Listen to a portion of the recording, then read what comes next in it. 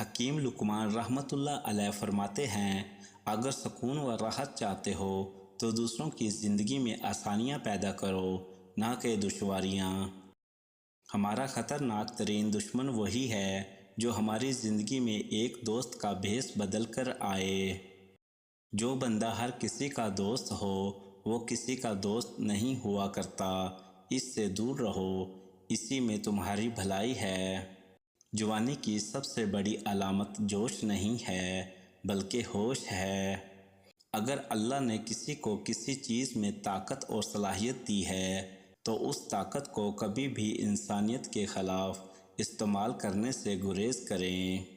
باپ اگر نیچے ہو جائے اور ذلیل کرنے لگے تو اسے چھوڑ دینا واجب ہے، مگر ماں کو کسی حالت میں چھوڑنا واجب نہیں۔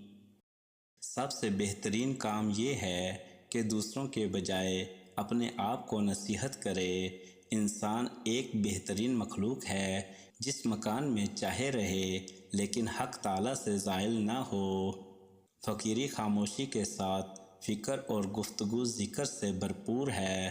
اللہ تعالیٰ سے ایسی محبت رکھو کہ یاد مخلوق سے مبرہ ہو جائے۔ دلکش چہرے پر کبھی مت اعتبار کرو، کیونکہ اکثر کتاب کے سر ورق اچھے اور مواد خراب ہوتا ہے۔ بیوی وہی ہے جو اپنے خاوند کی خدمت کرنے میں سستی اور بخیلی سے کام نہ لے۔ اگر وصال ربانی کے خواہاں تو طریقت اولیاء اللہ کے قدموں پر چلے۔